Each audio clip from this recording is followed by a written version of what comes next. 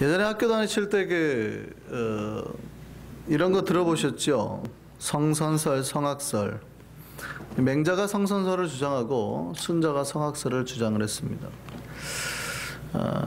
어느 게 맞을까요? 성선설이 맞을까요? 성악설이 맞을까요? 네? 우리 기독교적으로 보면 사실은 인간이 죄를 범하기 전에 그 인간의 모습은 성선설에 가까워요. 그렇죠. 죄가 없는 인간이니까. 근데 죄를 범하고 난 다음에, 아담이 죄를 범하고 난 다음에 인간의 모습은 성악설입니다. 그러니까 모든 인류는 죄를 범한 존재가 돼버린 거죠. 그러니까 태어날 때부터 악하다. 이게 사실은 맞는 거예요. 순자가 말하는 성악설이 맞는 거죠.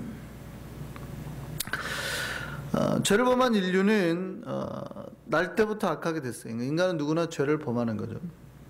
누구나 죄에 노출될 수 있습니다. 인간은 그냥 날 때부터 죄인인 거예요. 그래서 로마서 3장 말씀 보면 모든 사람이 죄를 범했음에 이렇게 돼 있거든요. 모든 사람이 죄를 범해서 하나님의 영광에 들어갈 수가 없었어요. 근데 오직 예수 그리스도의 은혜로만 우리가 이제 그 길을 들어가게 된 겁니다. 예수님이 이런 죄인들을 위해서 오셨습니다. 그들을 위로하셨습니다. 그래서 예수님 당시에 보면 예수님 주변에 죄인이라고 불리는 사람들이 가득 찼어요. 창기, 세리. 유대인들은 이들을 죄인이라고 하고 또 부정한 자라 그랬거든요.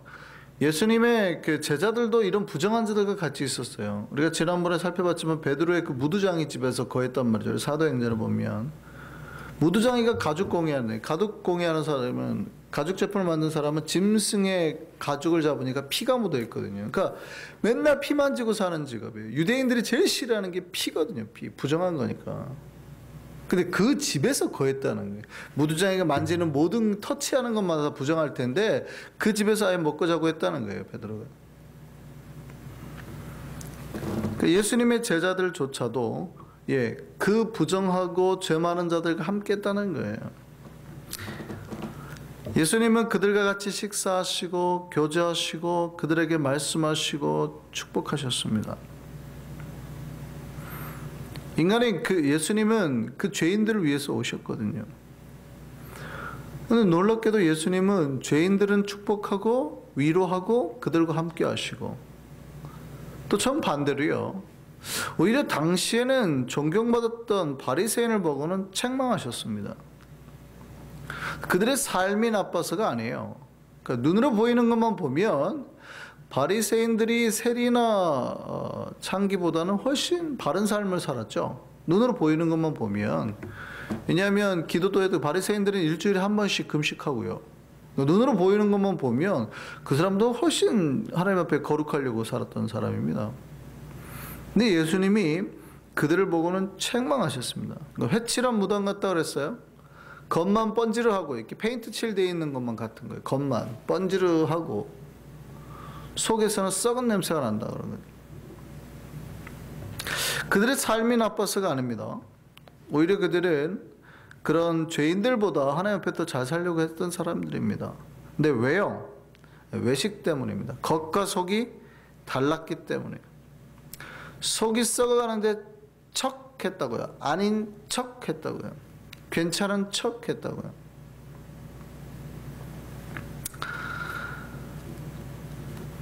이게 율법과 율법주의를 우리가 많이 혼동을 하는데요. 율법은 좋은 거예요. 근데 율법주의는 나빠요. 하나님 앞에서 많은 교회들이 오늘날에도 그런 율법주의적인 행동을 하는 때가 있어요. 이제 실제 한국에서 있었던 일입니다. 보수적인 교회에서 있었던 일인데 주일에 아이들이 이제 운동을 하고 있었어요. 그러니까 좀 보수적인 교회니까 옛날에 주일날 못하게 했잖아요. 그런 교회들이 좀 있었잖아요.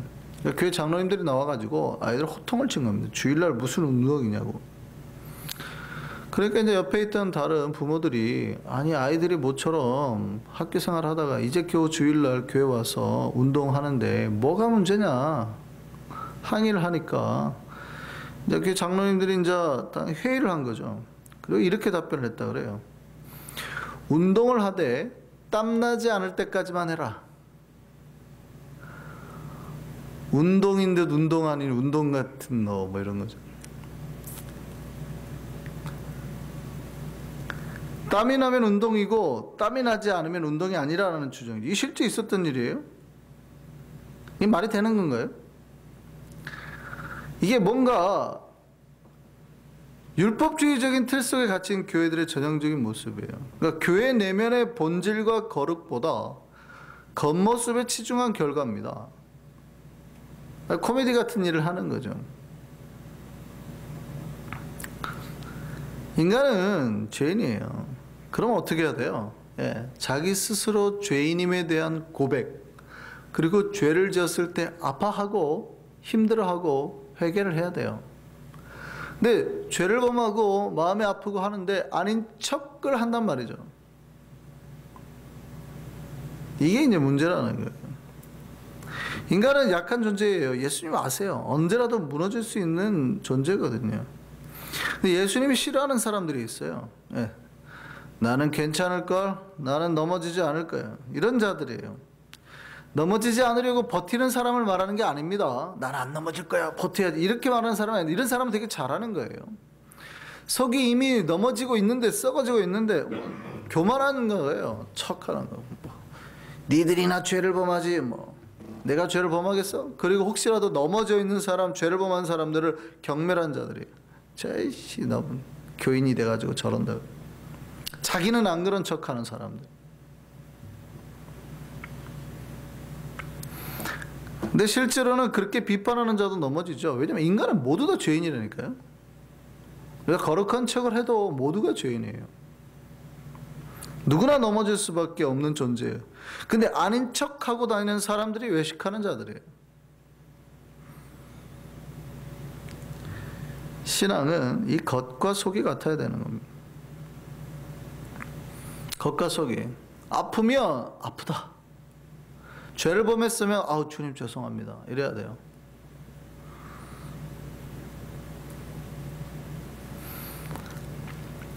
우리가 그 반대로 생각하면, 우리가 예수를 모셨으면요, 여러분이 예수를 만났잖아요. 아프면 아프다라는 표현을 하듯이 우리가 예수를 모셨잖아요. 그럼 여러분의 얼굴도 반드시 밝아져야 돼요. 정반대로만 생각하시죠. 그러니까 뭐냐면 내가 죄인이면 죄인이다 이렇게만 했는데 생각하지만, 여러분이 속에 은혜를 받았는데 안 받은 척하고 다니는 것도 외식이에요.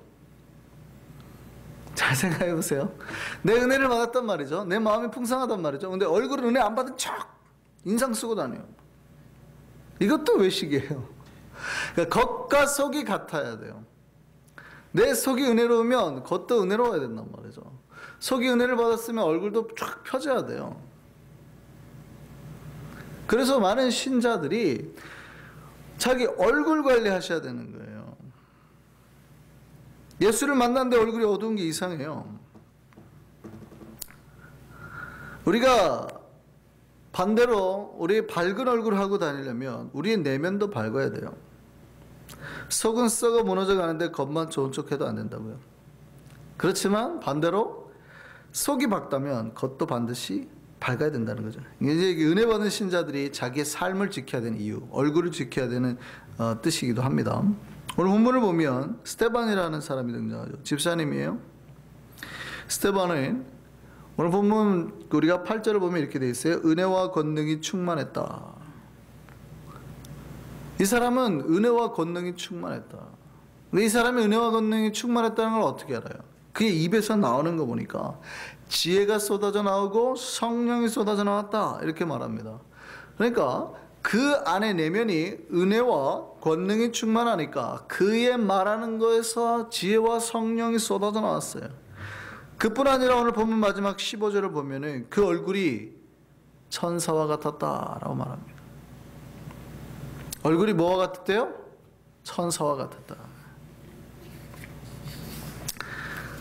그의 내면이 좋으니까, 은혜가 충만하니까 말하는 것도 지혜롭고 성령의 사람처럼 성령의 능력, 성령의 말들로 나오고, 뿐만 아니라 얼굴도 빛이 나다. 어느 정도 빛이 나냐면 성령이 충만한 천사의 얼굴과 같았다. 사실은 스테반이 처한 위치는 별로 좋은 거 아닙니다. 지금 법정에 끌려가가지고 잘못하면 여차하면 죽어요. 사실은 이 설교하고 죽는데, 이런 상황이라면은 사람들이 좀 긴장하고 있더라, 두려워하고 있더라, 뭐 이러지 않을까요? 그렇잖아요. 스테반이 저 긴장감에 쌓였더라. 보통 그게 이제 자기가 느끼는 표현일 텐데, 그 안에 얼마나 권능과 은혜와 충만했으면 그런 두려움이라는 건 싹 사라지고 얼굴에 그 기쁨, 그 빛남이 가득했다는 거예요. 이게 신자의 모습이라는 거예요. 예수를 만난 신자가 그 마음에 은혜가 넘쳤다면 그 얼굴도 천사처럼 빛나야 돼요. 그러니까 관상도 분명히 좋아지는 거예요. 제가 말씀드렸잖아요. 관상의 가장 깊은 단계는 심상인데, 이 마음이에요, 마음. 그러니까 얼굴 보기에는 분명히 관상학적으로 안 좋아 보여도 그 내면이 은혜로 가득 차면 상도 변하는 거거든요. 신자는 언제나 미소와 기쁨의 얼굴을 간직해야 돼요. 전도는 말로 전하는 것만 아니라 보는 것으로도 일어나거든요. 그래서 얼굴을 지키셔야 돼요. 성경은 기록하고 있습니다. 스테반이 말만 잘했다 하지 않고 그의 얼굴도 빛이 났다라고 기록하고 있습니다.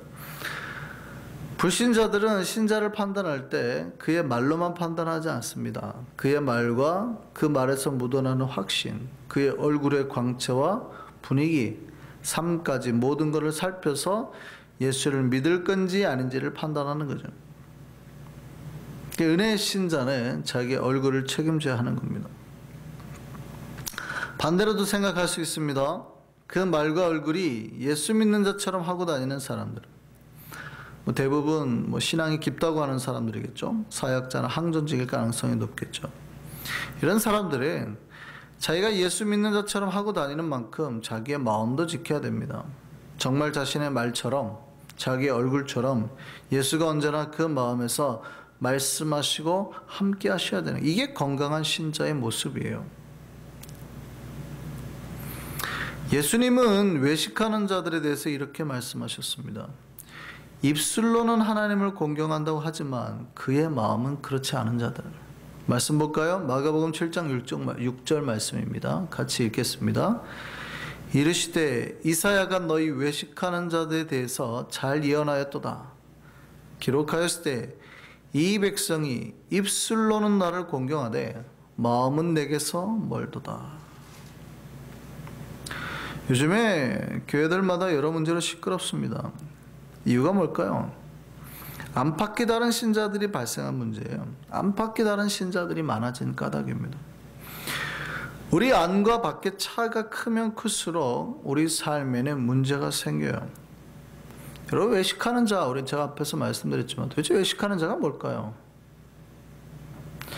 여러분이 신앙생활 하다 보면 항상 여러분의 겉과 속이 똑같나요? 항상? 제가 아까 말씀드렸잖아요. 그럼 아프면 항상 아프다고 해야 돼요? 아닌 척 해야 될 때도 있거든요. 특별히 믿음이 깊어지고 항존직일수록 내가 아파도 절대 티를 내면 안 되는 거예요. 근데 그거는 훈련인 겁니다. 훈련. 너무 좋아도 너무 좋아하지 않는 거예요. 이거 훈련이긴 합니다. 그런데 지금 그런 얘기를 하는 게 아니라 1년 동안 내 마음이 썩어지고 무너졌는데 주님 앞에 회개하고 돌아올 생각 안 하고 괜찮은 척 하고 다니는 사람들 말하는 거예요. 기도할 때도 거룩하게 기도하고 막 내면은 썩어지고 막 했는데 거룩한 척 하고 다니는 거예요. 그러니까 외식이라는 정의가 그렇게 멀지 않아요. 이 겉과 멀지 않은데 이 껍질과 이 별 차이 안 나는 이 몇 센티미터밖에 안 되는 이 사이에서 발생하는 그 차이가 커지면 커질수록 외식하는 자라고 그래요. 내 마음이 죄에 물들고 부정으로 가득 찼는데 아닌 것처럼 예수의 보혈이 필요하지 않은 사람처럼 씻어내지 않아도 되는 사람처럼 살면 이게 외식이에요. 내 속에서 문제가 났을 때 겉도 같이 아파하는 거예요. 반대로 내 겉이 빛이 났을 때 속도 같이 정화가 돼야 되는 겁니다. 이 두 세계를 그래프로 만들어 보면 정확한 원칙은 5대 5죠. 겉도 오고 속도 오고 항상 밸런스가 맞아야 되지만 이론상인 거예요. 이런 상태는 우리가 성령이 충만할 때만 나타나는 현상이고, 우리가 삶에서 문제가 발생하고 조금만 삐끗하면 사실은 이 밸런스가 금방 깨지는 거예요. 그럼 대부분의 신자가 어떻게 사냐면 한쪽이 6이고 한쪽이 4예요. 아니면 한쪽이 7이고 한쪽이 3이에요. 계속 이러는 거예요. 갈등이 나고 부부싸움 하거나 뭐 여러 가지 문제가 발생하거나 막 어지럽고 스트레스를 받으면 이 두 세계가 계속 왔다 갔다 하는 거예요. 인간은 누구나 그런 거예요. 여러분 살 때, 여러분 지금까지 인생 살면서 문제 한 번도 없이 사셨어요? 이근행 집사님, 이치 집사님 지금까지 사는데 부부싸움 한 번도 안 하고 사셨어요? 이 6대4, 7대3의 세계가 계속 괜찮은 척 했다가 보니까 속이 또 상하고, 막 이게 별스럽지 않은 일들로 사는 거, 이게 인생이거든요. 그런데 이 갭이 이제 2대8이나 1대9로 벌어질 때가 온단 말이에요. 그런데도 괜찮은 척을 해요. 그러니까 갭 차이가 크면 클수록 괜찮은 척을 하면 이게 외식이에요. 제가 아까 분명히 말씀드렸습니다. 훈련과 외식이 비슷하게 보일 수 있는데, 훈련은 예수 그리스도의 은혜를 계속해서 사모하고 있는 과정이 훈련이에요. 근데 어느 날 예수의 힘이 더 이상 필요 없다고 생각하고 괜찮은 척 해버리면 외식이에요.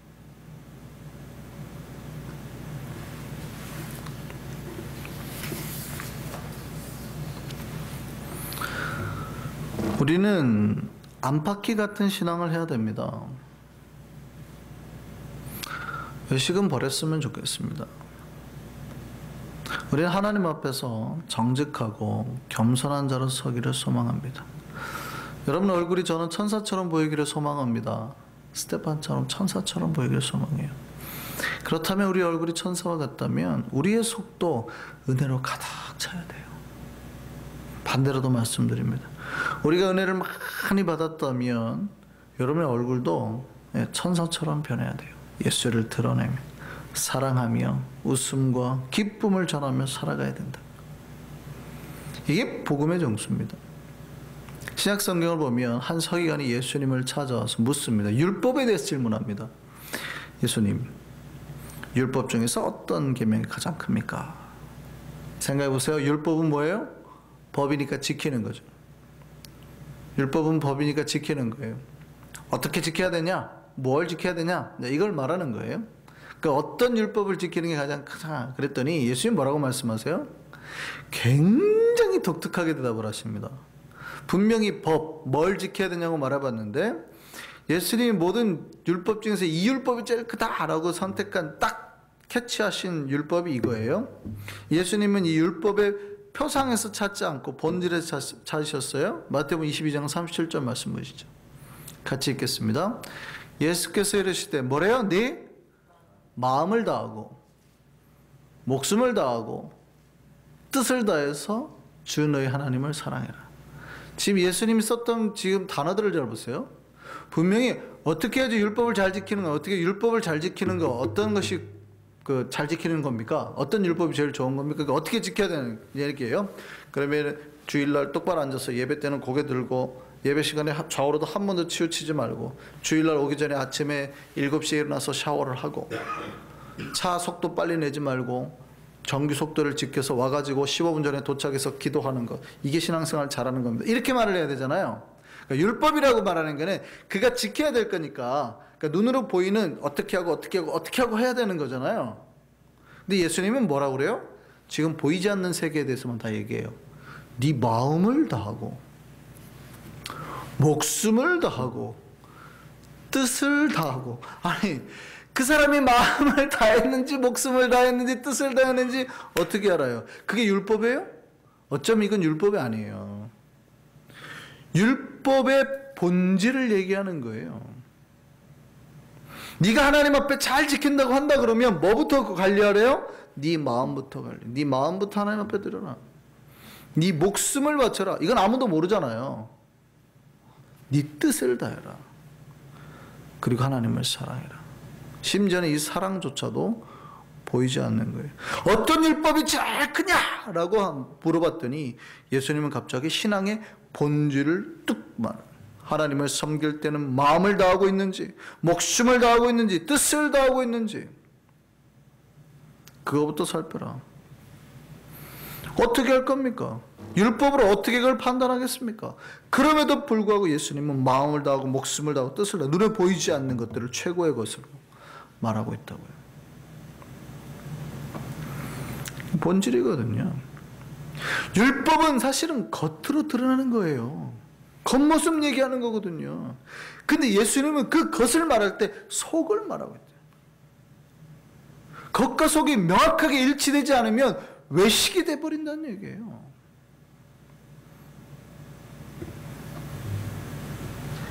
율법은 눈으로 드러나도록 지키게 만드는 거예요. 근데 진정한 율법은 뭐예요?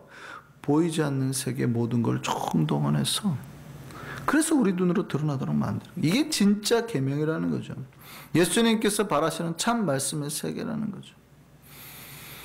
저는 저와 여러분이 그 말씀의 은혜, 안팎이 같은 그 신앙의 세계로 들어가기를 소망합니다. 그 은혜가 우리에게 있기를 바랍니다. 이것이 건강한 교회의 모습이에요. 그 건강한 교회의 모습을 찾아가는 우리 일성교회, 우리 안성교회 되기를 소망합니다. 기도하시겠습니다.